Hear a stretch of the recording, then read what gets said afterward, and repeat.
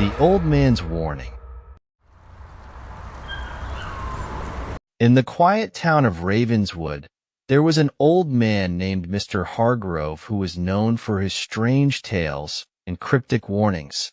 He lived in a run-down cottage at the edge of the woods, a place shrouded in mystery and local legends. Most people dismissed his stories as the ramblings of a senile old man, but those who listened closely knew there was something unsettling about his words. One chilly autumn evening, a group of teenagers decided to explore the woods. Jake, the ringleader, was eager to prove he wasn't afraid of the local legends. His friends, Sarah, Mike, and Emily, followed reluctantly, their courage bolstered by Jake's bravado. As they passed by Mr. Hargrove's cottage, the old man stepped out, his eyes gleaming in the fading light. "You're heading into the woods, aren't you?" he asked, his voice raspy with age. Jake smirked. "Yeah, old man. We're not scared of your stories." Mr. Hargrove's expression darkened. "The woods are not a place for the foolish. There's a reason they call it the Whispering Forest. Do you hear them? The whispers of those who were lost and never found." The teenagers exchanged uneasy glances, but Jake scoffed. "It's just a bunch of nonsense. Come on, guys, let's go." Mr. Hargrove grabbed Jake's arm with surprising strength. "Listen to me, boy. Stay on the path, and whatever you do, don't follow the whispers. They belong to the night wraith, a spirit that preys on the curious and the unwary. Once you hear it, there's no escape." Jake yanked his arm free and laughed nervously. "Sure thing, old man. We'll be fine." With that, the group entered the forest, the old man's warning echoing in their minds. As they ventured deeper, the trees seemed to close in around them, their branches intertwining like skeletal fingers. The air grew colder, and an eerie silence enveloped them. After walking for a while, they reached a clearing and decided to take a break. Jake tried to lighten the mood with jokes, but the others couldn't shake their unease. The forest felt alive, watching them with unseen eyes. As night fell, they heard it, a soft, almost imperceptible whisper. At first, it sounded like the wind, but it grew louder, more distinct. It seemed to be calling their names, luring them deeper into the woods. Sarah shivered. "Did you hear that?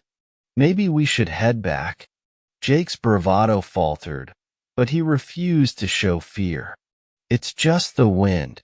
Let's keep going." Reluctantly, the group continued. The whispers grew louder, more insistent, weaving through the trees like a siren's call. Emily, who had always been the most sensitive, suddenly stopped, her eyes wide with terror. "I can't take it anymore. We need to leave," she cried, her voice trembling. Mike nodded in agreement. "She's right.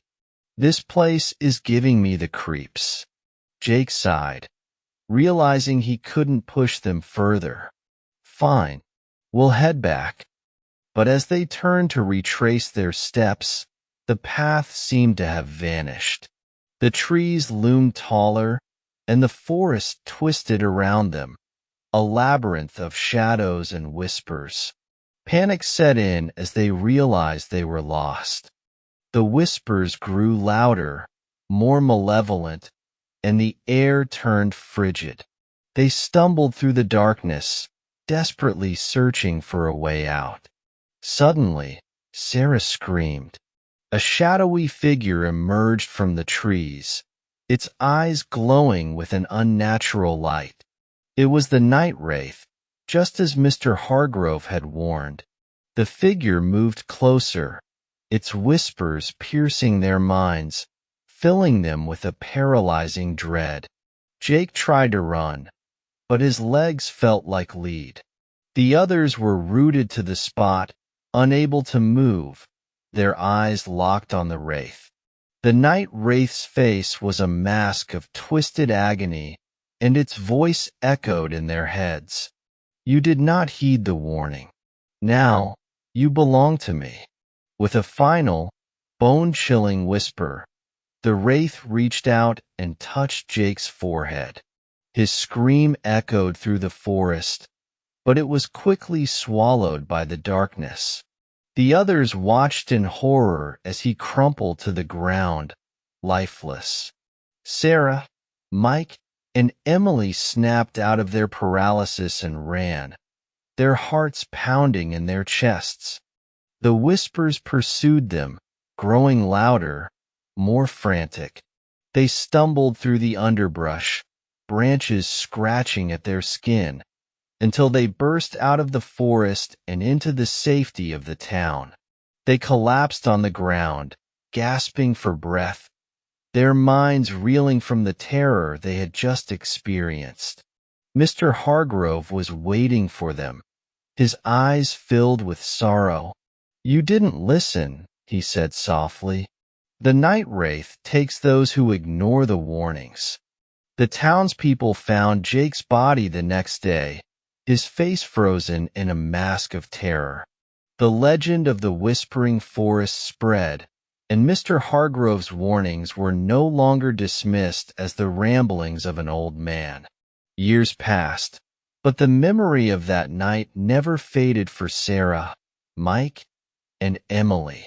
They lived with the haunting whispers in their minds, a constant reminder of the friend they had lost and the price of ignoring the old man's warning. And in the darkness of the whispering forest, the night wraith waited, its whispers calling out to the next group of curious souls, ready to claim them as its own.